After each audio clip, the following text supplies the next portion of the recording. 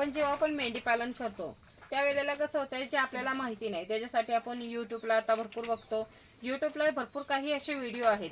त्यावेळेला ते व्हिडिओत असं पण सांगितलं जातंय की तुम्ही एवढा एवढा सुका चारा द्या, एवढा एवढा वला चारा द्या, एवढा एवढा खुराक द्या, टॉनिक द्या, असं विटामिनचे वगैरे भरपूर काही असंच सांगितलं जातं. आणि त्यावेळेला आपण व्हिडिओ वगैरे बघतो आणि ते व्हिडिओ सारखं म्हणजे करायला जातो. पण कसं आहे सुरुवातीला आता हा जो सर्व म्हणला सुका चारा, वला चारा, खुराक वगैरे हा काय आपण शेतकरी काय स्टोअर करून ठेवतोय का? तर नाही, हा व्यापारी वर्ग आहे. कारण की ते व्यापारी सेल करत असतात.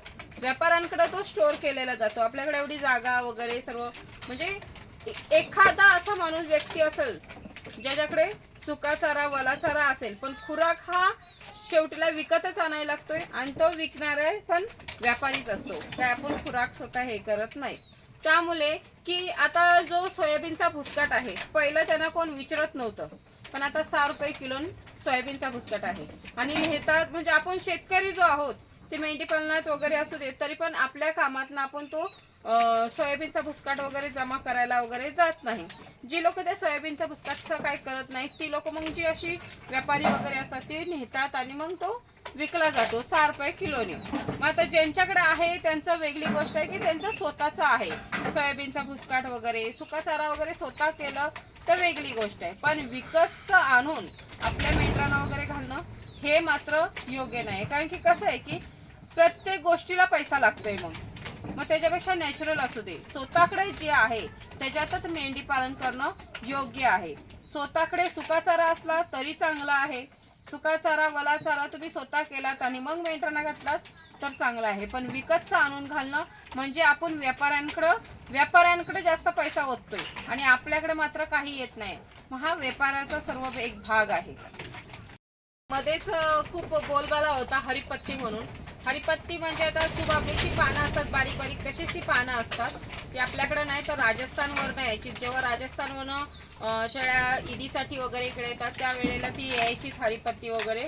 आणि ते व्यवसाय म्हणजे कुणी साधारण माणसांनी नाही ते आणलेलं आहे, तर हे पण एक व्यवसायच आहे, व्यापारीनेच आणलेला आहे. त्यावेळेला मध्ये सर्व भरपूर हरिपत्तीचं ते चाललेलं होतं.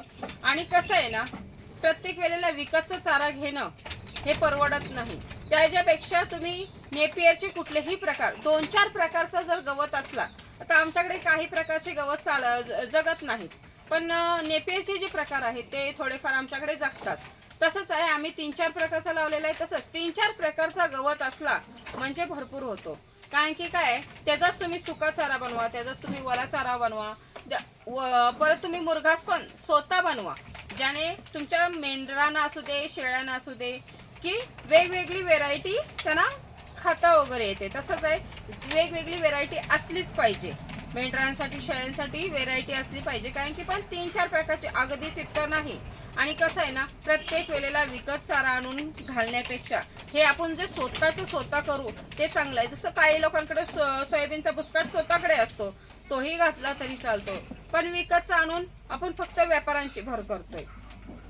आता तसं बोलायला लागला तर कसं आहे माहिती का, की आपण हे मेंढरांसाठी कधीतरी आपल्याला प्रॉब्लेम येतो की आपल्याकडे चारा कमतरता येते. त्यावेळेला विकतचं आणणं योग्य आहे. कारण की आपल्याकडे चाराच नसतो आणि चारा नसला तर मात्र मेंढरा असू देत, शेळ्या असू देत, जगवायच्या कशा. म्हणून त्या वेळेला त्या अडचणीला आपण विकत घेऊ शकतो. पण आपण नेहमीच बोललं विकत आणू तर ते आपल्याला परवडणार नाही. कारण की त्या वेळेला आपण लॉसच असणार आहे. कारण की विकतचा नेहमीच कंटिन्यू त्यांना चारा लागतो आणि त्या वेळेला कंटिन्यू विकतचा आणून घालणं आपल्याला परवडत नाही. आणि कधी पण बघा, ज्याच्याकडे जो स्वतः मुरघास करतोय आणि जो ज्याच्याकडे स्वतः म्हणजे ज्याने स्वतः वेगवेगळे व्हेरायटी चाऱ्याचे लावले, त्याच्याकडे सुका चारा, ओला चारा, मुरघास वगैरे असे जे आहेत, त्यांची मात्र मेंढी पालन असू दे खूपच चांगलं असतं. आणि कुठलंही असू दे, गाय पालन वगैरे काही पालन केलं तरी त्यांच्याकडे हे जर व्हरायटी असलीत ना तर मात्र त्यांचं चांगलंच असतो. त्यांचं मेंढी पालन वगैरे कुठलाही काय व्यवसाय असला तरी खूप चांगला असतो. मग कसं असतो, आपण जेव्हा सुरुवातीला मेंढी पालन असू दे, गुरुपालन असू दे, कुठलाही पालन केलं त्यावेळेला मात्र एक लक्षात ठेवायचं की आपल्याला गवत हा खूप जास्त प्रमाणात पाहिजे.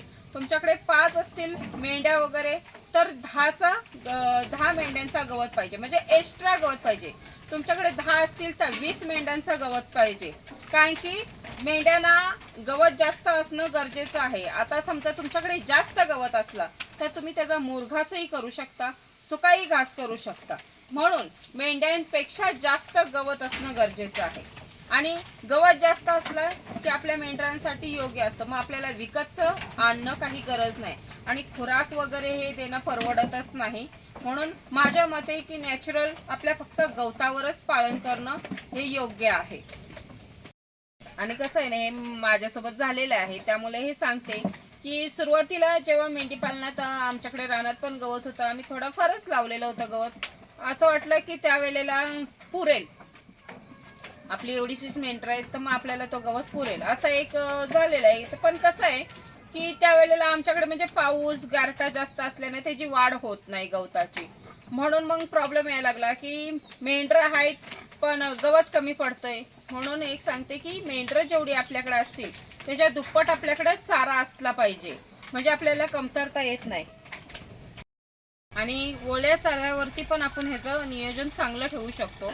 आता ओल्या चाऱ्यावरती कसं करायचं, कारण ना आपण आज सकाळी जर गवत कापला नेपियरचा आणि आज सकाळी कापायचं आणि सावलीत त्याला ठेवून द्यायचं, संध्याकाळी त्याची कुटी करायची.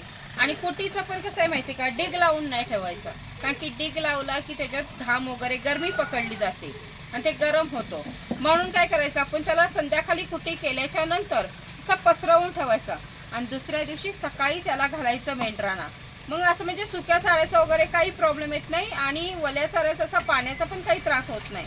ते कारण की त्यातला पाणी कमी झालेला असतो आणि मेंढरांना म्हणजे तो चांगला आहे. एखाद्याकडे सुका चारा नसला तर, पण कसं आहे ना की मी हे करते, मी स्वतः करते, त्यामुळे मी हे ओल्या चाऱ्याचं सांगते. मी असंच करते की सकाळी कापलेला चारा संध्याकाळी कुटी करून दुसऱ्या दिवशी घालते. म्हणून ते मी तुम्हाला सांगू शकते कारण की मी स्वतः करते. पण सुक्या चाऱ्यावर कंटिन्यू जगू शकते असं मी सांगू नाही शकत, कारण की मी सुक्या चाऱ्यावर एवढं केलेलं नाहीये. ओल्या चाऱ्याचं सांगू शकते कारण की मी ओल्या चाऱ्यावर ह्यांना तसं जगवते चांगली. आता काही जणांचे मुरघासाच्या फॅक्टरी आहेत, त्या मुरघासाच्या फॅक्टरी आहेत त्या आपणच त्यातनं गवत आणतोय, आपल्यासाठीच त्या फॅक्टऱ्या पण आहेत. पण प्रत्येक वेळेला आपण विकतचा चारा आणणं हे आपल्याला परवडणार पण नाही. म्हणून प्रत्येकाने जेव्हा हा व्यवसाय आपण व्यवसाय करू त्यावेळेला मात्र थोडीफार आपली जमीन असली पाहिजे आणि त्या थोड्याफार जमिनीत आपण गवत लावलं पाहिजे. सर्वच विकतचं आणणं, आताची भौगोलिक परिस्थिती अशी आहे की ही जी मेंढरं वगैरे आहेत, शेळीपालन वगैरे आहे, हे म्हणजे आपण बंदिस्तच पाळणं फायदेशीर आहे. आणि स्वतःची जमीन स्वतःचा चारा हा एक नियोजन असणं गरजेचं आहे. कारण की आमच्या इथं तर आता रानातल्या जनावरांचा खूपच त्रास आहे. तसंच आहे काही ठिकाणी रानातल्या जनावरांचा त्रास असतो, त्यामुळे फिरवून चारून आणणे, हे शेळी असू दे किंवा मेंढी असू दे, फिरवून चारून आणणे हे एक परवडतच नाही आणि विकतचा चाराही परवडत नाही. त्यामुळे हा व्यवसाय ज्याने पण उतरावं त्याने मात्र स्वतःची जमीन आणि स्वतःचं गवत असणं हे खूप गरजेचं आहे. त्यानेच ह्या व्यवसायात उतरणे, नाही तर मग उतरूच नाही त्याने ह्या व्यवसायात.